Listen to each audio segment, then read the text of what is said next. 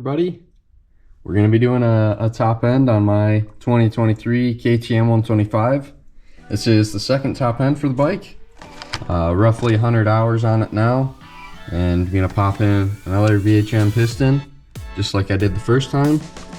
And we've got Wolf MX. This guy is going to help us check our squish. And Joshua even sent me a racing plug, which is a little different than the traditional plug. So we're gonna test that guy out. Wasn't expecting that, so thank you, Joshua. I appreciate that. But we'll get into the rest of the stuff a little later. Got a moto hose that we're gonna be tossing in there. And then of course we have all of our necessary gaskets, all the stuff for the head, and all of our base gaskets that we could possibly use. And then also, just in case, another ignition gasket. And we're just going to be opening up the ignition side. It's just one little cover, just so that we can turn the motor over. And yeah, we're going to go ahead and dive into it, you guys. So first, we got this nasty bike to wash, because I don't want any of that dirt getting into the top end. Quick little tip for you guys. This stuff, the scrubbing bubbles, it actually works pretty good for bikes. It'll help you get all the dirt off really quickly without having to scrub the crap out of your bike. Alright, we're going to get started with our disassembly. All that we really need to get off of here is going to be the seat, the tank, and some other small stuff, but we'll get to that. I will say, this is my favorite tool. The T-handle makes everything go super fast. So the tank has 2 bolts up here that mount into the radiator shrouds, and then you can just push these plastics out. You can just push them out and they'll pop out of their place, and you can pull the whole tank off after you get the middle bolt off, and then disconnect it. Seat's off. We're gonna disconnect the ground, and then that bolt there. And then there's 2, one here, one up there. And then fuel line here. This guy, you just press the button, pops, and it lets loose. And then again, this little connector here, pull out.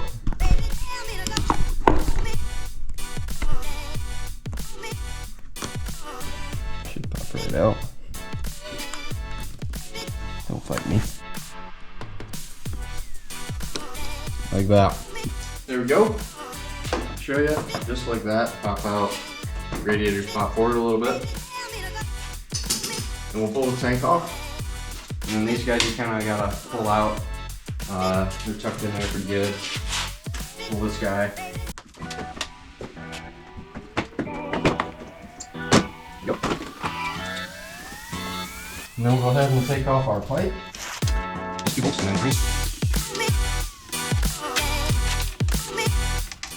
And also, while I'm pulling this off, these Doma pipes are actually very, very nice. They give you a lot more mid-range and even a little bit of low end. So that's really helpful. And the best part about that is it doesn't even take away from your top end. You still have that 125 power. Now, if you can't get the pipe off, you can also loosen up the silencer, which I'm just going to do anyway, because in my experience, it never comes off very easy. Alright, I'm just going to go ahead and pull the silencer all the way off. Never easy to just get one of the pieces of the exhaust system off.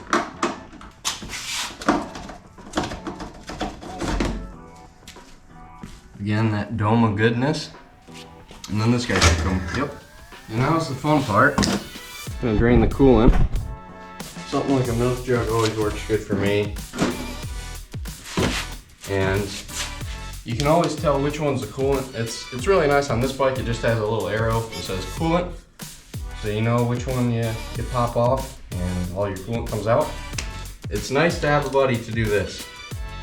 I will say that. And this stuff does come out quite quickly. And especially if you got the radiator cap off. Nope. Put this cap off. There we go. Tilt the bike over a little bit so we get all the coolant out of there. Alright, I'm pretty happy with that. That should be enough out of there. Tighten this back up. We got our coolant drained, and we can really start tearing into this guy. Plug is almost out. And this isn't the stock plug, this is a 9 heat range instead of the 10. And this heat range, especially for us XC riders, it'll help to not foul out so much. As you can see, it's a little bit rich. I've probably been running this plug for quite some time, but it still does look good on the electrode. So we're gonna replace that plug anyway. And then we're gonna pull the head off, and we're gonna have to undo a few of these coolant lines. Take a screwdriver on these guys, and you can pull them off. They might still have a little bit of coolant in them, just so you guys know. Be cautious that you don't get it everywhere. And then you can pull your hose. Just like that. And we'll do the other side. Yep, just like that. A little more coolant. And then another one on the head. And we are gonna be replacing this thermostat with the moto hose replacement. And I got that one from Joshua at wolfmx.com. Also gonna unplug the temp sensor, just get it out of the way. See if we can use a screwdriver to free this hose up. Yep, there we go. Some more coolant.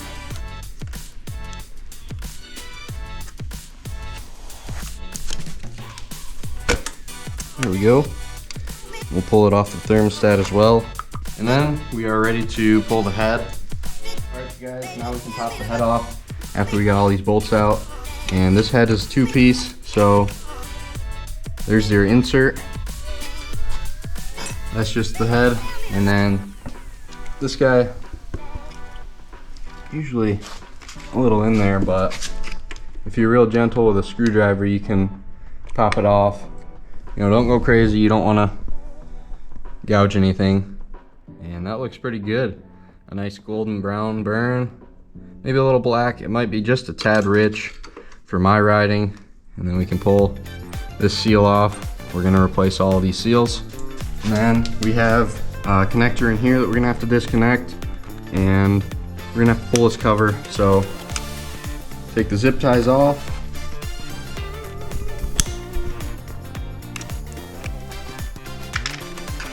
And wires are loose. Pull that bolt out. Pop that cover off. Just like that. And this is for the electronic power valve. So pull down. Whoop. There we go. Disconnected. And then we're gonna have to pull off these mounts here. That's gonna be a Torx 45. Pull these guys off.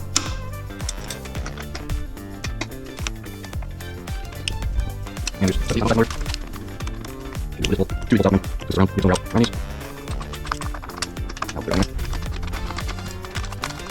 And just on the right side. Our crankcase pressure sensor, just disconnect it. Pull that guy up. Pull it out. And then we'll get off our base nuts. These guys are just 12 mils. And there is another one back behind here. So I'm gonna remove this little actuator.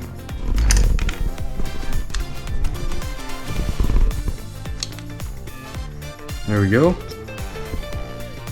And just be careful with this guy. That's your motor for your power valve. And then we'll pull off this next space nut.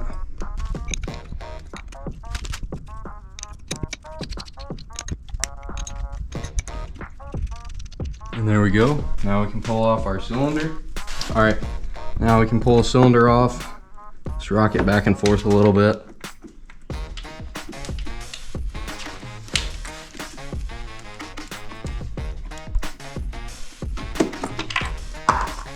you go.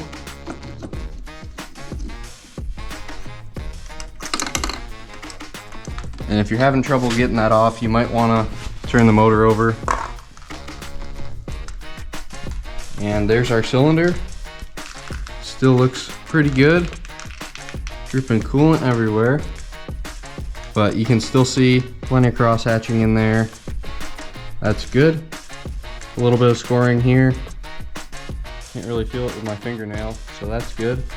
If you can feel it scoring with your fingernail, you might want to just have this cylinder replated or replace it. So we can go ahead and pull these gaskets off. You may need a screwdriver. Just be gentle with it. Don't score the surface. And we'll take a look at our piston. Looks pretty good. Maybe a little bit of blow by right here. You can see. So probably good that we're getting into the top end. Pull off our ignition cover. If you can't get your cylinder off, you can pull the ignition cover off and turn over the motor this way and put the piston at bottom dead center, and that way it'll give you a little more space to pull the cylinder off and the piston isn't holding it on. Alright, now we can pull off our ignition cover, and this is magneted on a little bit, so you kind of got to do some pulling. There you go. That's your ignition, and we'll just leave it like this. Toss it up here, that way we're not stretching out our wiring. Just make sure you're not getting a ton in there, a ton of dirt in there. And just like this, you can see the crank rotates with your ignition. So that's top dead center right about there, and bottom dead center right there. And that'll give you more clearance to pull your cylinder off and you're not hitting the frame. So guys, I wanted to show you, get a flashlight on there for you. Those grooves are just marks, that black marking, mostly just from, you know, either dirt or just not really warming up properly. So maybe I'll give it just a bit more time on my warm-up before I really get after it. But otherwise, everything else in the cylinder looks pretty solid. Still has pretty good cross hatching in there, as you can see. If it doesn't have very good cross hatching, you might want to run a hone through it, maybe not. Just a quick pass, you don't have to go too crazy on them. But otherwise, this guy's good. And if you do, if you have not taken this crankcase pressure sensor off, you can go ahead and do that.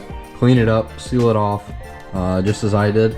And that way, you'll get a little bit more, a little bit better bottom end, and the bike won't run as, maybe not terrible, but it'll run a little bit better once you clean up that sensor on the bottom end at least. Alright you guys, now we're going to take out the circlips and the piston. It's a little hard to get the camera to really focus on that in there. Not great lighting. There you go. So we're going to pull those out, just some pliers. Alright, now we're going to grab circlip, and also you guys, when you're doing this, put a rag. It will save you. These circlips, sometimes they like to just launch, and there's this one. If you're not using pliers, then they like to launch out a little bit. So going in your bottom end, or you know, even if it isn't a circlip, it's something else that'll go in there. So a paper towel, whatever you got, and then get this wrist pin out of there. You've got just the T-handle with a socket on it.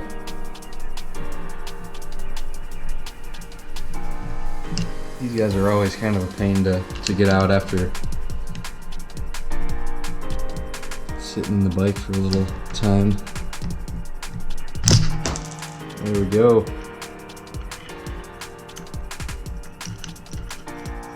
Just don't push on the crank too much is mostly what you want to do. You mostly just want to push on that pin. I've got a 10 socket because that's about the size of the wrist pin bearing, or I'm sorry, the wrist pin. And aside from all that gunk from the garage floor, looks pretty good. Let's check out the piston.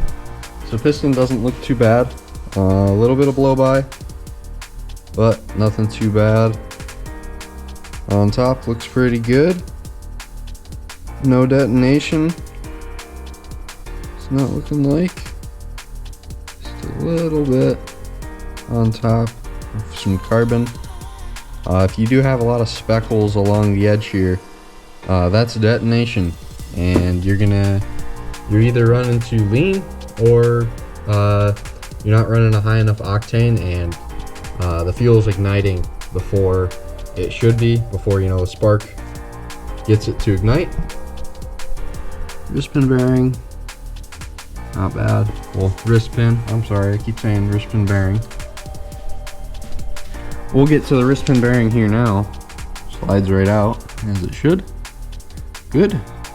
So there's all our old parts, and we got some new ones.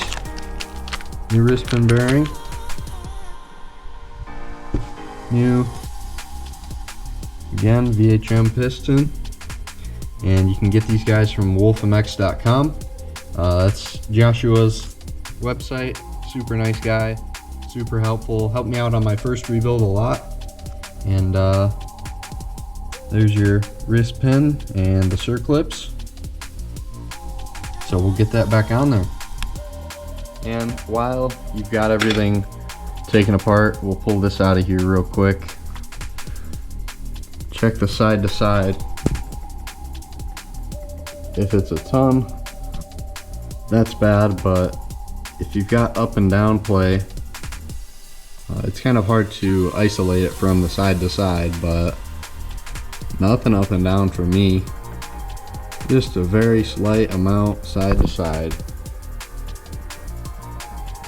You can mostly hear it. It's hard to tell on the GoPro. Just ever so slight. So that is good.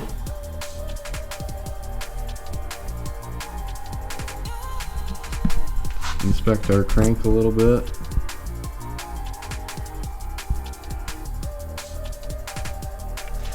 See if we can get a flashlight on there.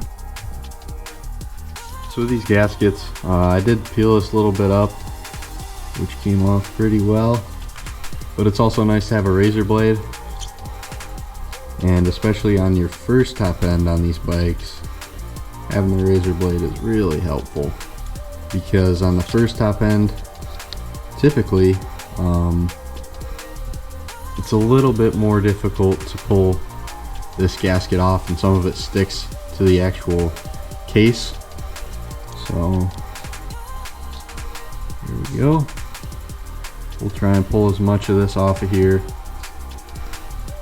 And you don't have to worry about saving it too much, as long as you have a tool to check the deck height, which I will show you in a minute, and come back to you once I've got this gasket all cleaned off. So a lot of that, I can't really quite get it off with a razor blade unless I really press on it, and I don't want to do that because it's just going to end up scoring up a lot of the metal, and it's just not worth it. It will seal up just fine. Just any of that excess stuff that you can get off, get it off while you can.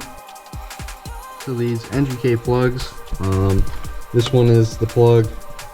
This one here is the plug that Joshua sent me. It's supposed to be just a racing plug, and a few of the differences that I just noticed real quick. This plug is just a little bit longer. And aside from that, the electrode is at a different angle, and it doesn't quite go as far over as this one does. So spark should hit at more of an angle and you know, that probably will help to spread the ignition of the fuel a little bit better. So we'll give that a try, give it some testing out. Again, that's the 9 heat range. If you're having problems with the 10 heat range, you can go to, you know, the BR9 ECM IX or the MVX, and either of those, the IX is preferred, being iridium, or you can just go to one of these guys, which I'm going to test out. You know, I'm already sure that it's going to work excellent. You know, Joshua won't send me crap. He's always he's checking his own work a ton, and he'll test it out on his own stuff before he ships it off to you. So really nice, thank you. And then we also have this here for checking our squish, which we'll just thread these bolts in.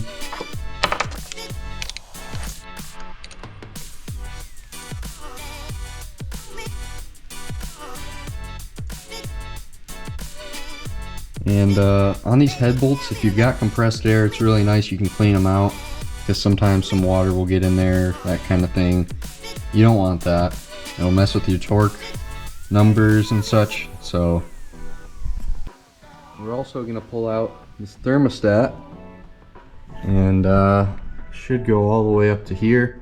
So we're going to have to take off these clamps here and pull out the thermostat, the T-hose, whatever you want to call it.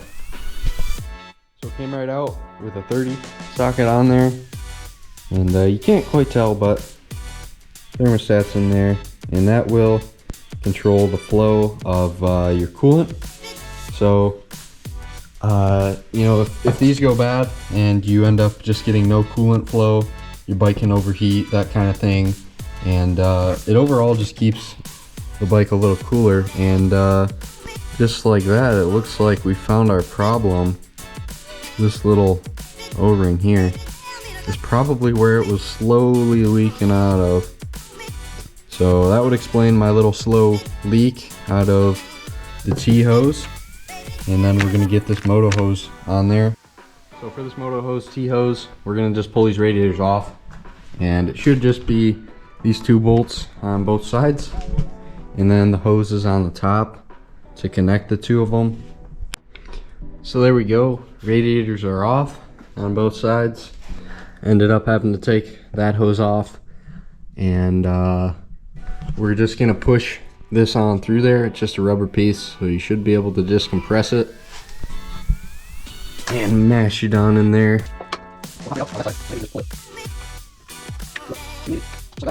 So if the T-hose is leaking, then you can just replace it with one of these moto hose tubes. Easy enough. And there's the little T that's at the top of your frame. So easy enough. I thought that was going to be a pain in the butt, but just undo some hose clamps, some bolts, pull them off, and then we have the moto hose to go back in. Nice. It's actually quite nice hosing, I'd have to say.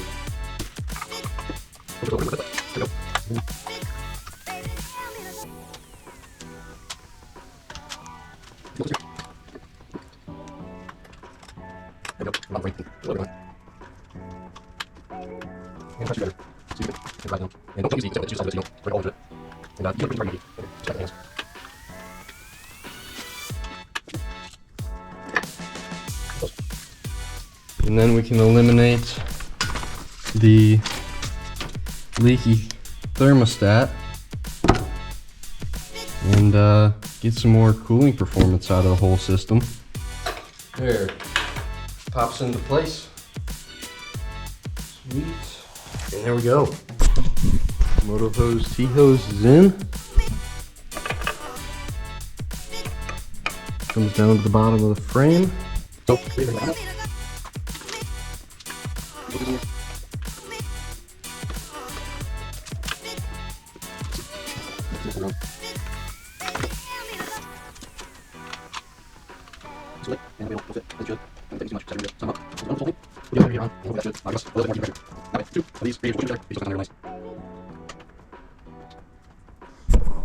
So there we go.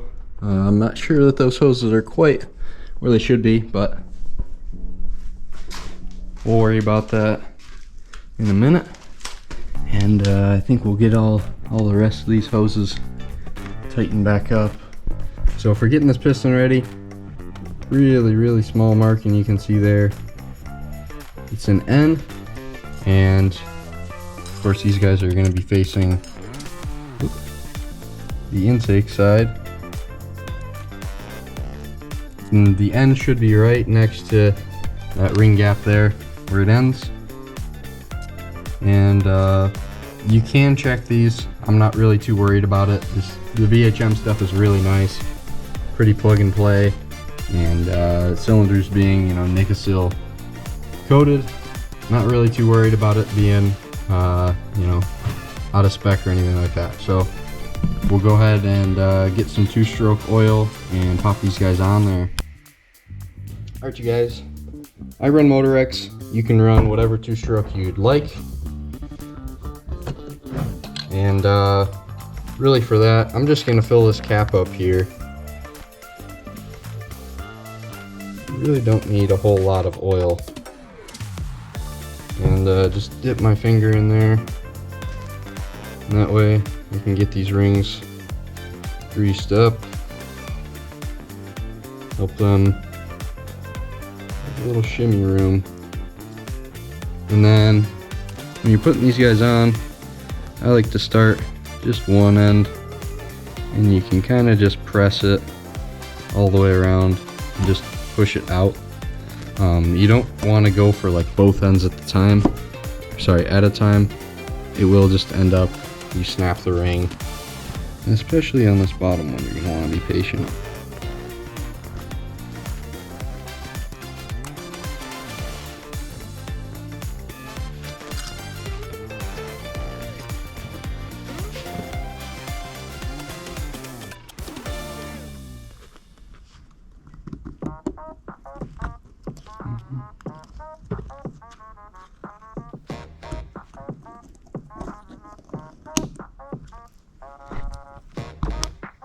I think maybe that'll work.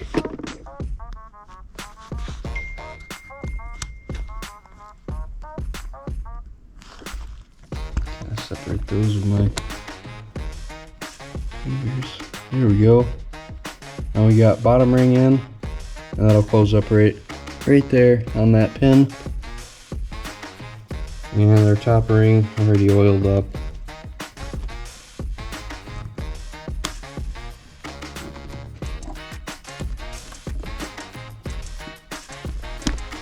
Same deal. Good to go. And of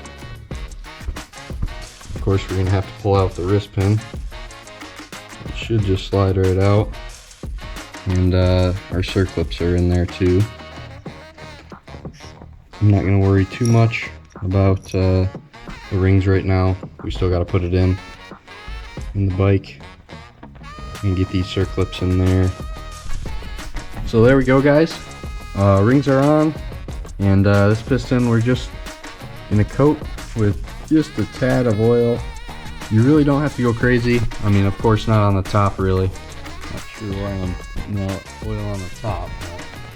But yeah, it really doesn't have to be anything crazy, you guys. Just enough to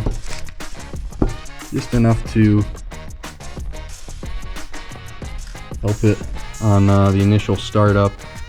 And then you get some gas in your oil mix starting to lubricate it. And if you put too much, it's just going to be a smoky mess. So don't do that. Just enough. Real light coat. That might even be a bit much, some people might say. And then on the wrist pin, oil it up, and we get the bearing in, that sort of thing. And then some oil in this wrist pin bearing. Kind of gonna coat this one a bit more, just because I don't want these bearings to fail. So at least on the wrist pin you can go crazy.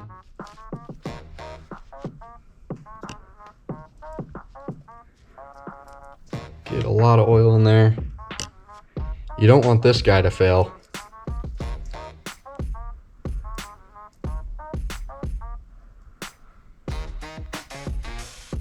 That will be a not very fun day of disassembling yet again. Just gonna start off with a wrist pin bearing. Set that in there. Then our piston. And what you're gonna wanna watch out for is this arrow. You want that to face forward, and make sure your rings are all lined up. And then face your piston the right way.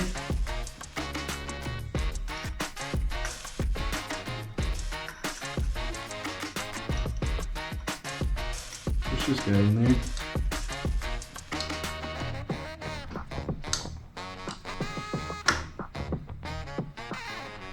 Here we go. Don't force it too much, just be real gentle with it. Get your rings lined up. And we're gonna get our circlips in there. These guys can be a bit of a pain. It's a little difficult for me to really show you this real well. So, sorry about that. But take our pliers.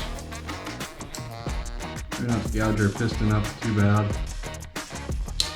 Whoop. Back out. This is typically the hardest part of a rebuild, is putting in these circlips.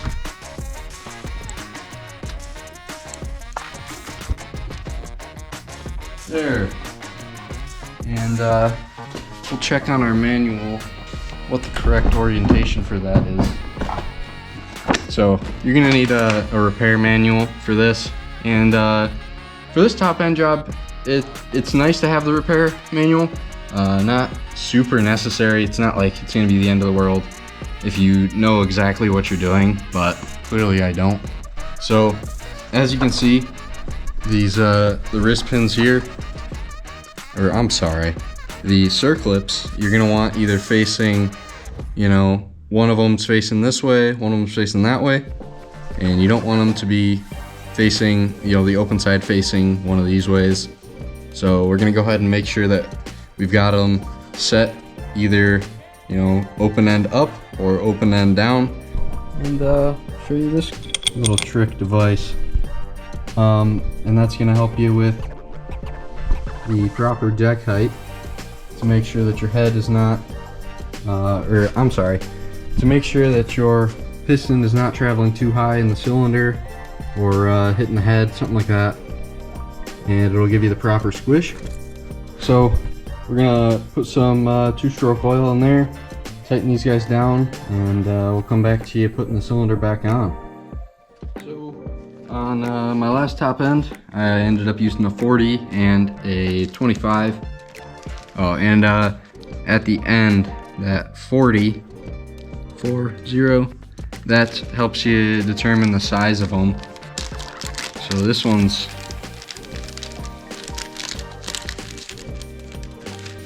40, and we're gonna stack them.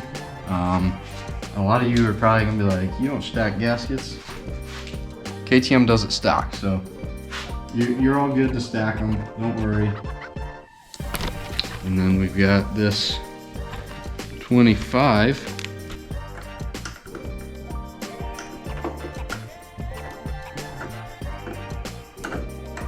Now it slides right on there.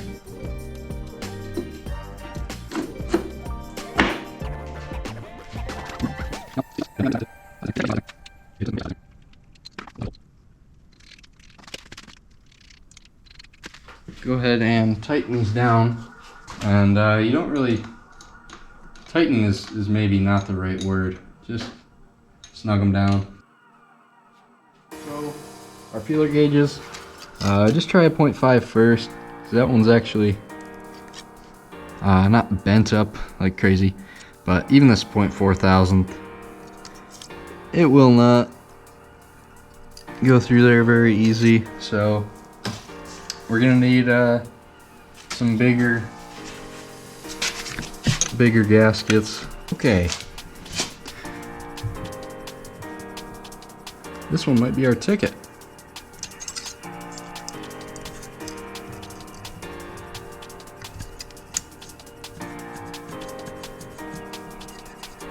Goes through there pretty easy. And the 5,000. Oh yeah. Dragging just a bit. Perfect. There we go. And you guys, these will be, of course, available at wolfmx.com. And now we can pull that off of there. This is a little prototype Joshua sent me. So thank you very much, Joshua. I really appreciate it. And I appreciate all your help that you've been giving me. For 17 foot-pounds, so I kind of know where that is. If you don't, you can get a torque wrench on here and go to 17 foot-pound.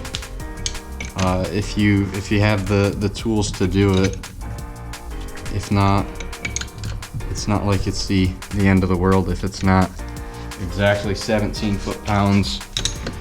The head is the important piece. Now we can put the head back on after we get some new gaskets in there.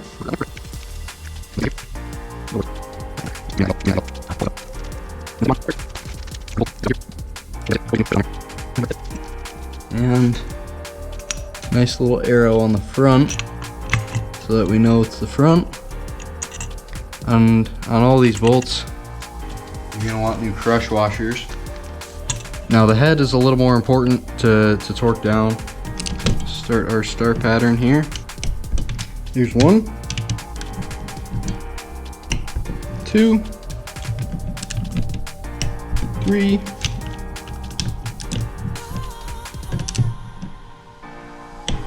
4, and we'll go to this one. Oop.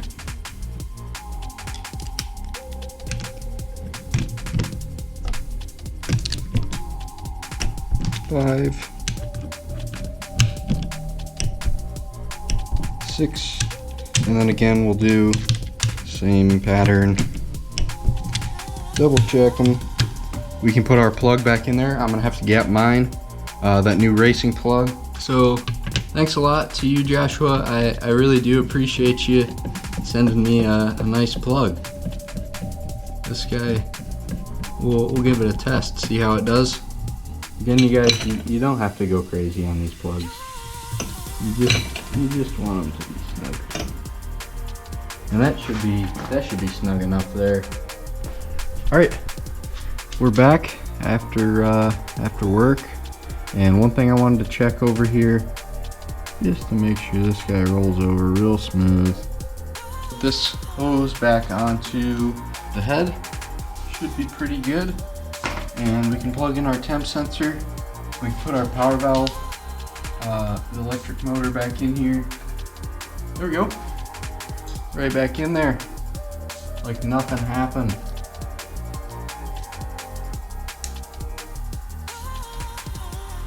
Nice and secure. And then we'll put this cover back on here. Alright. Sorry, my camera ran out of storage on the SD card, so hopefully should be good now. But this cover, a little bit in the way of this bolt here. So there we go, perfect.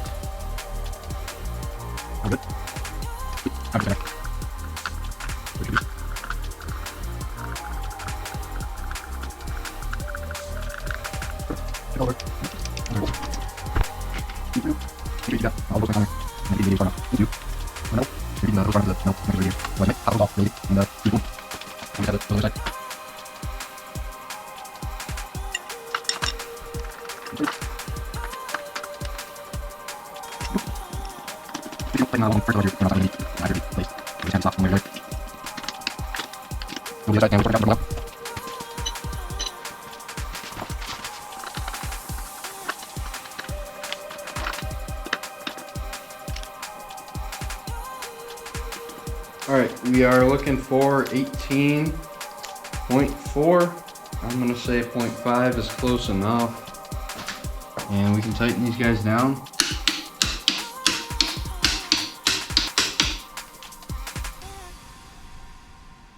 Just cleaning all my coolant mess up. And luckily for me, I'm going to be headed to bed in a couple of hours and finish this up tomorrow. Hold on, let's give you guys a listen here. So, bike's just sitting on the kickstand, and moving it over.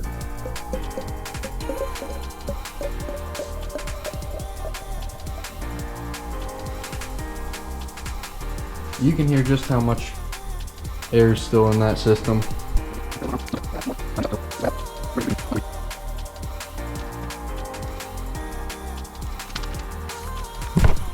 So I got the cap back on, and it's pretty much full, but you can lean it over this way, every which way that I can, give it the shakes.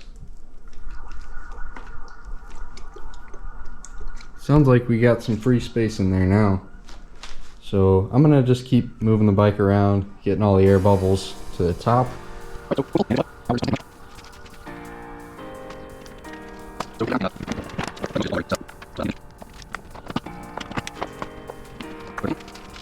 For a lot of you guys, if this is your first top end, replace this first, this little fuel filter in there. You can just put a pick in there, pull it out, or flathead probably get it out too.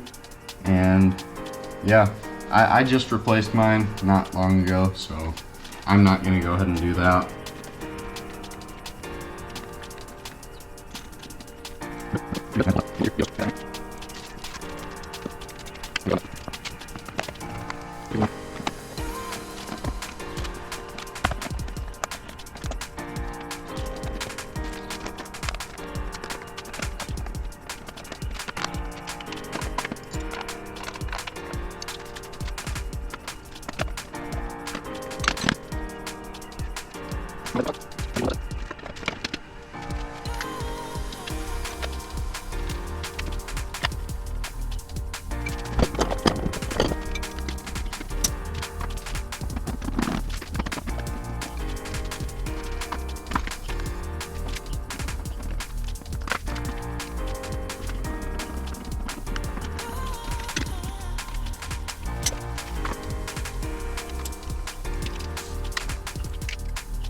Before we get this started, we're gonna see if we can do our adaptive TPS. To do that, we have this red knob in there we're backing out, and then we're also gonna back out that yellow knob.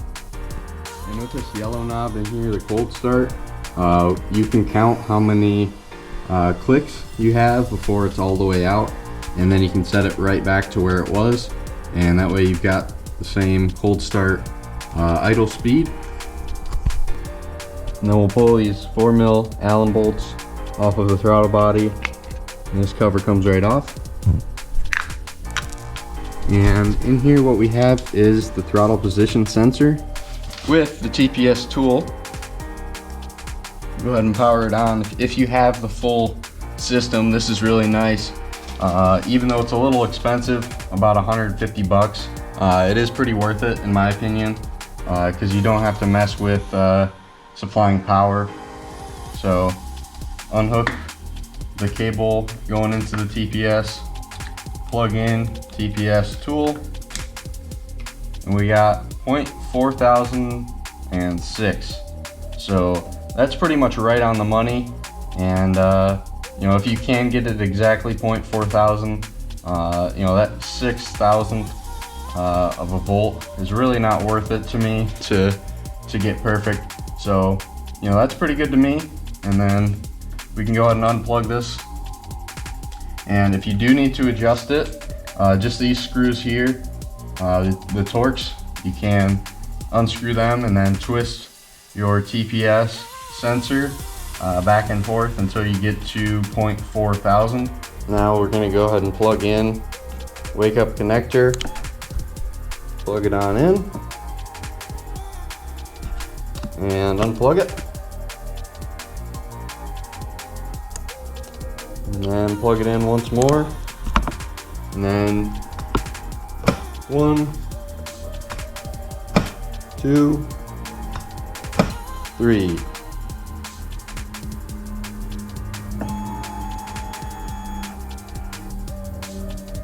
There you go, you hear that little whine from the fuel pump, and that's how you know that you've reset your adaptive values in the ECU. And now we can go ahead and unplug this guy like that, back into the holder, and we are ready for a startup, you guys. And now I do like to plug in the TPS tool so that I can set the idle, and I set the idle to about 5250.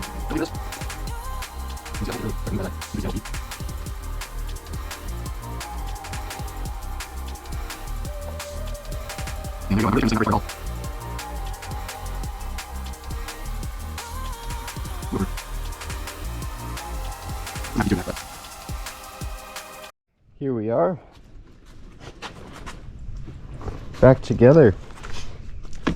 Now before we start it, don't go crazy on it. It's a fresh piston, but don't feel like you have to let it idle until it's warm. So yeah, and it might take a second to crank because there's probably not much fuel in there, and it's got to build up that compression.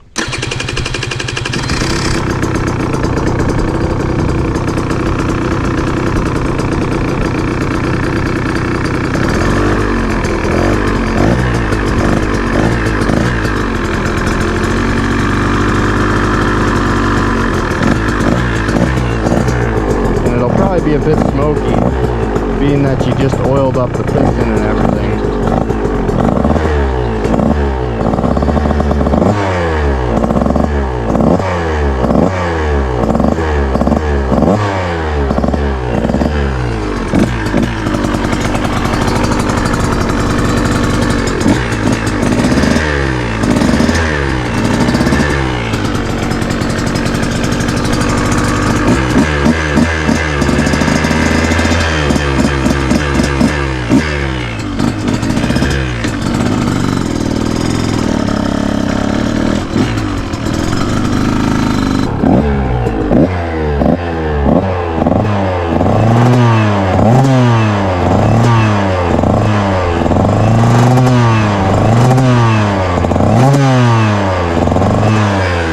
But you can see lots of oil, lots of smoke.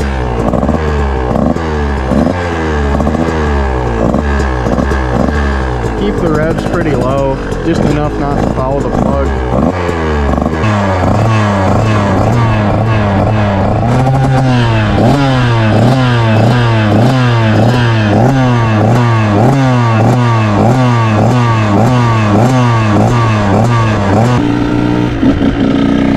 Bike's starting to get pretty warm.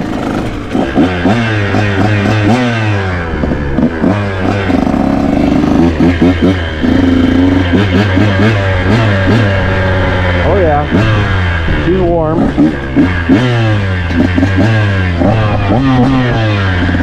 And there we go. And it's hot.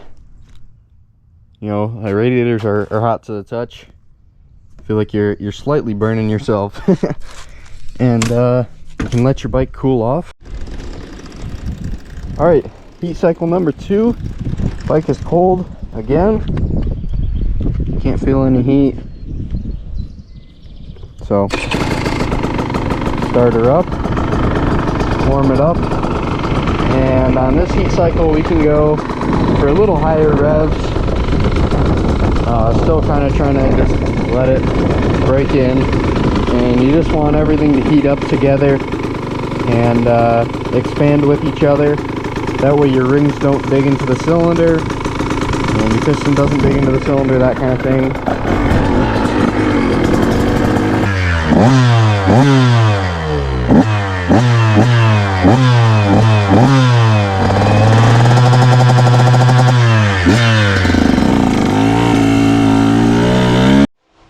And then you guys, for your third heat cycle, you can pretty much ride the bike as you'd like.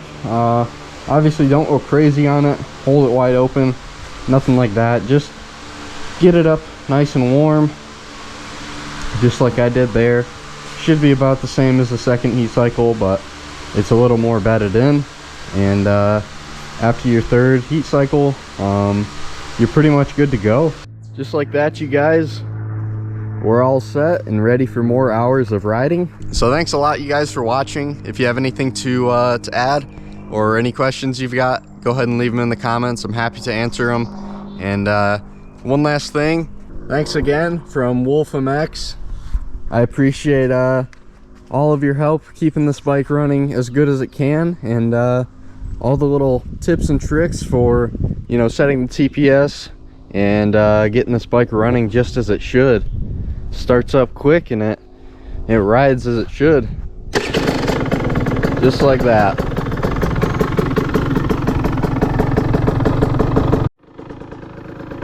So thanks again, everyone. Ride safe and have fun.